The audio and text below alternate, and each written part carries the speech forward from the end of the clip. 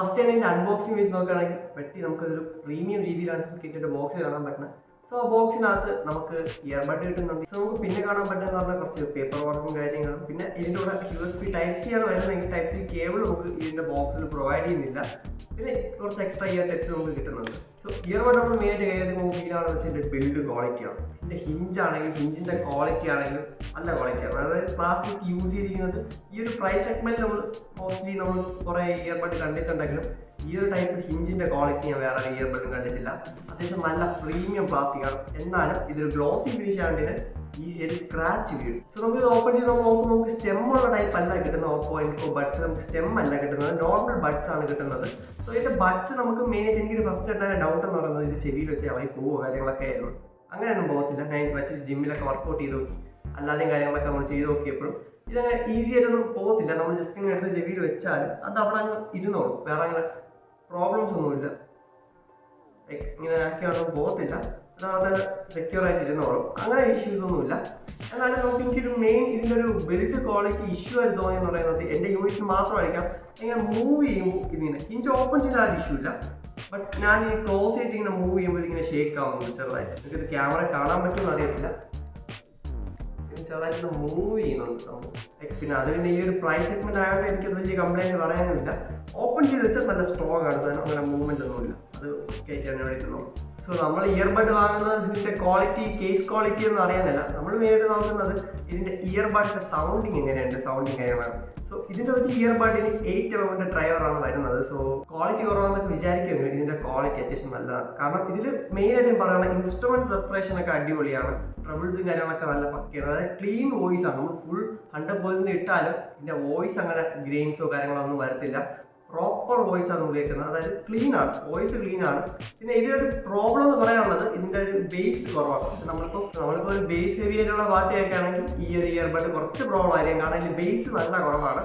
എല്ലാം ഒരു ബാലൻസ്ഡ് ലെവലാണ് ഇതിൻ്റെ സൗണ്ട് വരുന്നത്. ഒരുപാട് കൂടുതലല്ല, ഒരുപാട് കുറവല്ല. ബട്ട് ഈ ഒരു പ്രൈസ് സെഗ്മെന്റ് വെച്ച് നോക്കുമ്പോൾ ഇതിൻ്റെ ഒരു വോക്കൽസ് ഒക്കെ അടിപൊളിയാണ്. നമ്മളിപ്പോൾ ഈ ഒരു ഇൻസ്ട്രുമെന്റ് സെപ്പറേഷൻ ഒക്കെ ഉള്ള ഒരു പാട്ട് എടുക്കുകയാണെങ്കിൽ അടിപൊളിയായിട്ടാണ് ഇതിൻ്റെ ഒരു ട്യൂണിങ് ഒക്കെ ചെയ്ത് വെച്ചിരിക്കുന്നത് OPPO. പിന്നെ എനിക്ക് ഇതിൽ പറയാനുള്ളത്, നിങ്ങളൊരു കോളിംഗ് ഒക്കെ ചെയ്യുന്ന ഒരു, അതായത് ഔട്ട്ഡോർ കൊണ്ടുപോയി കോൾ ചെയ്യുന്ന ഒരാൾക്കാരാണെങ്കിൽ ഈ ഒരു ഇയർബഡ് നോക്കണ്ടെന്നാണ്. കാരണം ഇതിൽ പുറത്തോട്ടൊക്കെ നമ്മൾ വെച്ചുകൊണ്ട് യൂസ് ചെയ്ത് കോളൊക്കെ ചെയ്യുമ്പോൾ നമുക്ക് വണ്ടിയിലും കാര്യങ്ങളൊക്കെ നോയ്സ് ഒക്കെ വരാം. സോ ആ നോയ്സ് ഒന്നും ക്യാൻസൽ ചെയ്യാണ്ട് ഭയങ്കരമായിട്ടുള്ള ക്രിസ്റ്റൽ ക്ലിയർ വോയിസ് ഒന്നും അപ്പുറത്ത് കേൾക്കണമെന്നില്ല.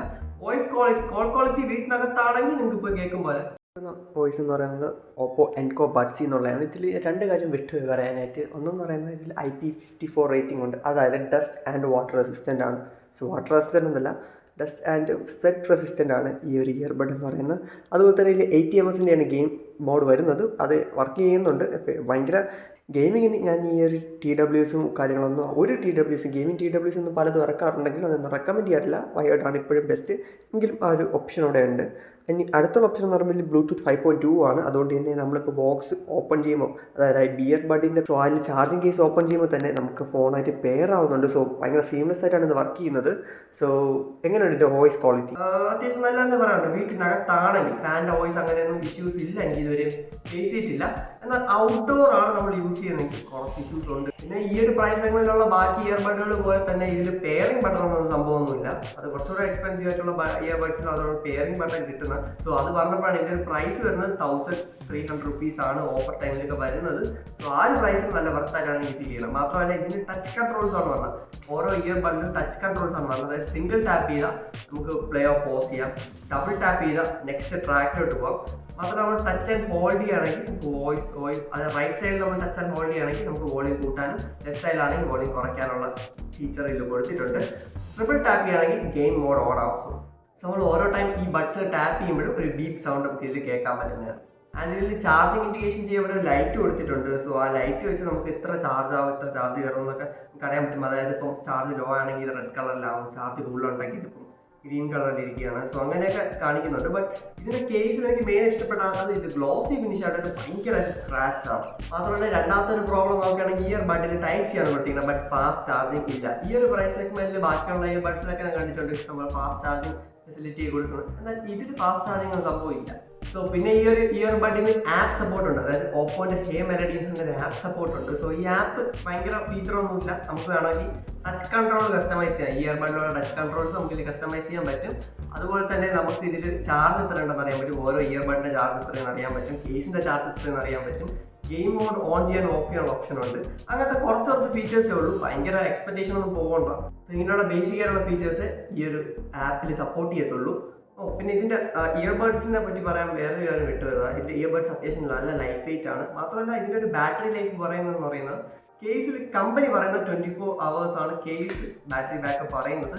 എനിക്കൊരു 18 to 19 hours എനിക്ക് എന്തായാലും കിട്ടിയിട്ടുണ്ട്. മാത്രമല്ല ഇയർബഡിന് 6 hours ആണ് ഒരു ഇയർബഡിന് ബാറ്ററി ലൈഫ് പറയുന്നത്. അതിൽ അവിടെ കൊടുത്തിട്ടുള്ളതെന്ന് പറയുന്നത് 50% വോളിയത്തിലാണ് നമുക്ക് ഈ ഒരു ബാറ്ററി ലൈഫ് കിട്ടുന്നത്. ബട്ട് എനിക്ക് മെയിനായിട്ട് കിട്ടിയത് 3 to 4 hours എന്തായാലും എനിക്ക് ഈ ഒരു ഇയർബഡിൽ നിന്ന് ബാറ്ററി ബാക്കപ്പ് കിട്ടുന്നുണ്ട്. കേസിൽ എനിക്കൊരു 19-20 hours ഒക്കെ ഈ കേസിലും കിട്ടുന്നുണ്ട്. സോ അത്യാവശ്യം നല്ല ബാറ്ററി ബാക്കപ്പ് ഉണ്ട്. സോ ഇത് ആരൊക്കെ നോക്കണമെന്ന് ചോദിച്ചു കഴിഞ്ഞാൽ നിങ്ങൾക്ക് അത്യാവശ്യം നല്ലൊരു ഇയർബഡ് വേണം, അതായത് ബഡ് ടൈപ്സ് ഇതുപോലത്തെ ടൈപ്പ് വേണം, അതായത് സ്റ്റെം ഇല്ലാത്ത ടൈപ്പുള്ള ഇയർബഡ് വേണം, അത്യാവശ്യം നല്ല ബാറ്ററി ബാക്കപ്പ് വേണം, ഒരു ബാലൻസ്ഡ് സൗണ്ട് വേണം, എങ്കിൽ നിങ്ങൾക്ക് ഈ ഒരു ഇയർബഡ് നോക്കാവുന്നതാണ്. ബട്ട് നിങ്ങൾക്ക് നല്ല കോളിങ്ങിന്റെ യൂസിനാണ് ഇയർബഡ് നോക്കുന്നതെങ്കിൽ നിങ്ങൾക്ക് വേറെ ഓപ്ഷൻസ് ഉണ്ട്. ഇത് ഉപയോഗിച്ച് ഔട്ട്ഡോർ ഒക്കെ പോയി കോൾ ചെയ്താൽ ഭയങ്കരമായിട്ട് ബാക്ക്ഗ്രൗണ്ട് നോയ്സ് ഇത് ക്യാപ്ചർ ചെയ്യുന്നുണ്ട്. സോ ഈ ഒരു ഇയർബഡ് കോളിങ്ങിനാണെങ്കിൽ നോക്കണ്ട, അതർവൈസ് ഇത് നല്ലൊരു ഓപ്ഷനാണ്. 1300 rupees ഇത് ഫ്ലിപ്കാർട്ടിൽ കിട്ടുന്നത്. സോ ആദ്യ പ്രൈസിന് നല്ലതാണ്, ഓഫറൊക്കെ ഇടയ്ക്കിടയ്ക്ക് വരും. 1500 നോർമലി സെല് ചെയ്യുന്നെങ്കിൽ 1300 വരാറുണ്ട്. സോ ആ ഒരു പ്രൈസിന് കിട്ടുകയാണെങ്കിൽ ഡെഫിനറ്റ്ലി ഈ ഒരു ഇയർബഡ് റെക്കമെൻഡഡ് ആണ്. സോ ഇതുപോലത്തെ വീഡിയോസിനായി സബ്സ്ക്രൈബ് ആൻഡ് ഫോളോ.